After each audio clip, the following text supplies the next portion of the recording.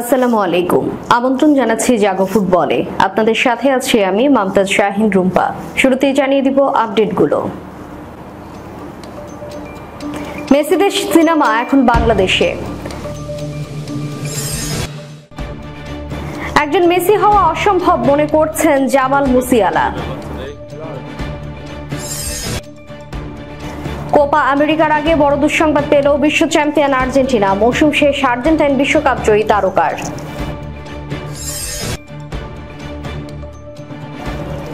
21 match পর English লিগে গোল আলভারেজের বড় জয়, শিরোপা লড়াই জমিয়ে তুলল ম্যান সিটি।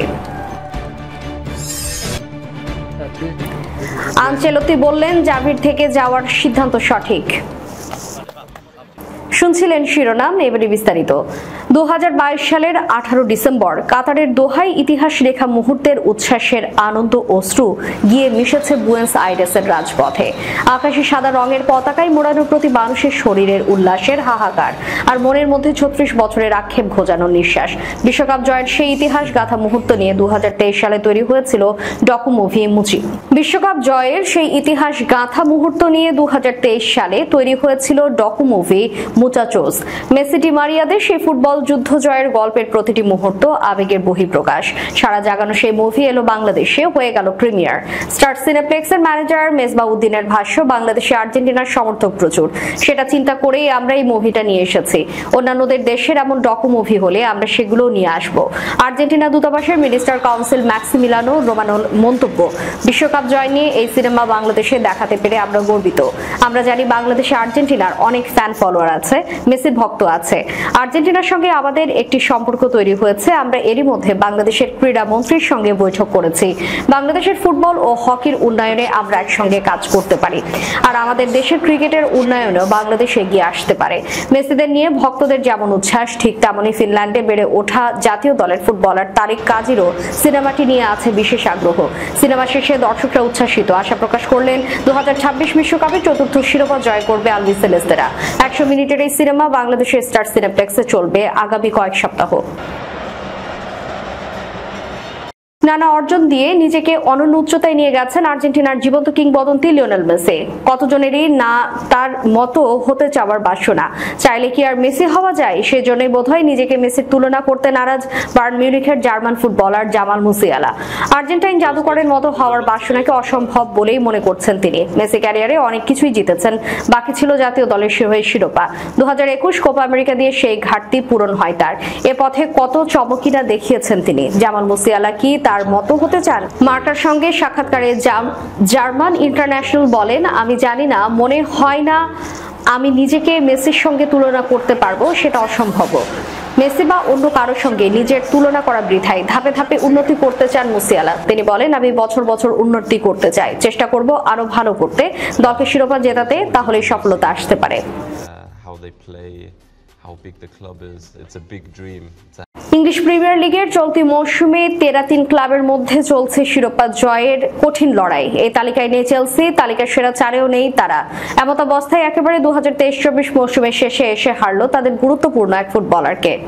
ইনজুরিতে পড়ে মৌসুম থেকে একেবারে ছিটকে গেলেন আর্জেন্টাইন তারকা ফার্নান্দেজ। এবারে প্রিমিয়ার লিগে চেলসি খেলছে 32 ম্যাচ। ব্লুজদের বাকি থাকা 6 ম্যাচ খেলা হচ্ছে না। চেলসি এক বিবৃতিতে গতরাতে ফার্নান্দেজের ছিটকে যাওয়ার কথা নিশ্চিত করেছে। বিবৃতিতে তারা জানিয়েছে, কুঁচকির সমস্যা নিয়ে অস্ত্রোপচার আজ সফলভাবে সম্পন্ন করেছেন এনজো ফার্নান্দেজ। পুনর্বাসন প্রক্রিয়া শুরু হবে এখন। চেলসি 2023-24 মৌসুমের বাকি অংশে তাকে পাওয়া যাবে না। 23 বছর বয়সী মিডফিল্ডার ক্লাবের মেডিকেল বিভাগ তার পুনর্বাসন প্রক্রিয়ার কাজ শুরু করবেন। কুচকির চোটে গত কয়েক সপ্তাহ বেশ ভুগেছেন ফার্নান্দেজ। 20 জুন শুরু হতে যাওয়া কোপা আমেরিকাও আর্জেন্টাইন মিডফিল্ডার খেলতে পারবেন কিনা তা নিয়ে রয়েছে সংশয়। কতদিনের জন্য ছিটকে গেছেন তা এখনো জানা যায়নি। দ্য গার্ডিয়ান, সুপার স্পোর্টস সহ বেশ কিছু গণমাধ্যম কোপা আমেরিকায় ফার্নান্দেজের খেলা নিয়ে অনিশ্চয়তার কথা জানিয়েছে। বড় জয়ের শিরোপার লড়াই জমিয়ে তুলল ম্যান সিটি। পুরো ম্যাচে আক্রমণে আধিপত্য করল ম্যানচেস্টার সিটি। দুই অর্ধে মিলল 2টি করে গোল। ব্রাইটন অ্যান্ড হোভ অ্যালবিয়নকে উড়িয়ে লিগ টেবিলে 2 নম্বরে উঠে পেপ গার্দিওলার দল। প্রতিপক্ষের মাঠে বৃহস্পতিবার রাতে প্রিমিয়ার লিগের ম্যাচটি 4-0 গোলে জিতেছে শিরোপাধারীরা। চমৎকার গোলে কেভিন ডে ব্রুইনো দলকে এগিয়ে নেওয়ার পর 2টি গোল করেন ফিল ফোডেন। চতুর্থ করেন হুলিয়ান আলভারেজ। গত 31 জানুয়ারি বার্নেল বিপক্ষে ম্যাচে জোড়া গোলের পরে প্রথম প্রিমিয়ার লিগে জালের দেখা পেলেন আলভারেজ। মাঝে কেটে গেছে লিগের 11 ম্যাচ। এই সময় অন্যান্য প্রতিযোগিতায় তিনি গোল করতে পারেন কেবল একটি। 33 ম্যাচে 23 জয় ও 7 ড্রয়ে সিটির পয়েন্ট এখন 76। 34 ম্যাচে 77 পয়েন্ট নিয়ে শীর্ষে আর্সেনাল। তাদের সম্মান ম্যাচে 74 পয়েন্ট নিয়ে 3-এ নেমে গেছে লিভারপুল। নিজেদের গুছিয়ে নিয়ে 17 মিনিটে ডে ব্রুইনার দারুণ গোলে এগিয়ে যায় সিটি। কাইল ওয়াকারের ক্রসে বক্সে ডাইভিং হেডে বল জালে পাঠান বেলজিয়ান তারকা। 26তম মিনিটে সৌভাগ্যের গোলে সিটির ব্যবধান দ্বিগুণ হয়। ফিল ফোডেনের ফ্রি কিকে বল ব্রাইটনের এক ফিল্ডারের গায়ে লেগে দিক পাল্টে জালে জড়ায়। ব্রাইটনের গোলরক্ষক ও ডিফেন্ডারদের ভুলে সুযোগ কাজে লাগিয়ে 34তম মিনিটে নিজের দ্বিতীয় গোল করেন ফোডেন। বক্সে বল পেয়ে বাঁ পায়ের শটে লক্ষ্যভেদ করেন তিনি। দ্বিতীয়ার্ধেও আক্রমণে আধিপত্য ধরে রাখে সিটি। 62তম মিনিটে স্কোরলাইন 4-0 করেন আলভারেজ। ওয়াকারের প্রচেষ্টা গোলরক্ষক এগিয়ে এসে রুখে দেওয়ার পর ফিরতি বল ফাঁকা জালে পাঠান আর্জেন্টাইন ফরওয়ার্ড। বার্সেলোনার ডাগ আউটে আরো এক মৌসুম থাকছেন জাভি হার্নান্দেজ। জানুয়ারির শেষ দিকে মৌসুম শেষে ক্লাব ছাড়ার ঘোষণা দিলেও এখন সিদ্ধান্ত পরিবর্তন করেছেন তিনি। জাভির বার্সেলোনায় থেকে যাওয়ার সিদ্ধান্তকে সঠিক বলে মন্তব্য করেছেন কার্লো আনচেলোত্তি। রিয়াল মাদ্রিদ কোচের মতে জাভি বার্সেলোনায় ভালো করছেন, এই ক্লাবটিকে তিনি চেনেন ভালোভাবে।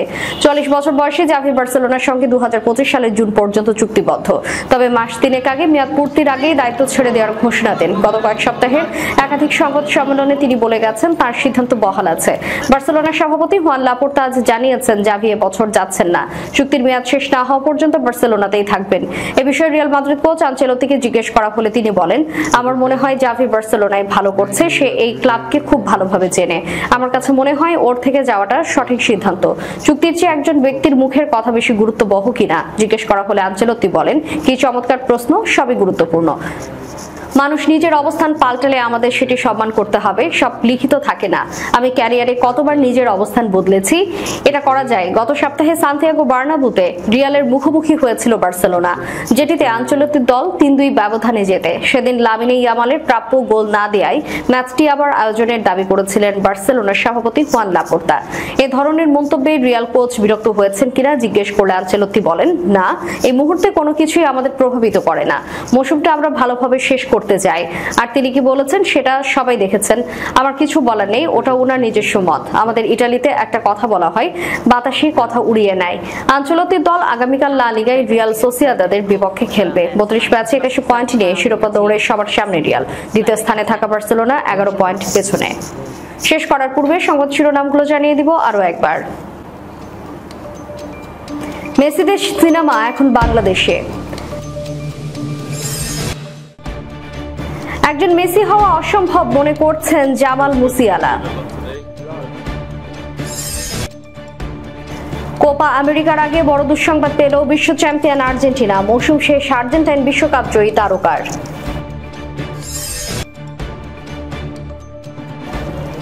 21 ম্যাচ পর ইংলিশ লিগে গোল আলভারেজের, বড় জয়, শিরোপা লড়াই জমিয়ে তুলল ম্যান সিটি।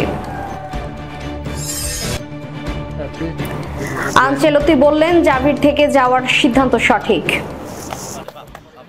এতক্ষণ আমাদের সাথে থাকার জন্য ধন্যবাদ। আল্লাহ হাফেজ।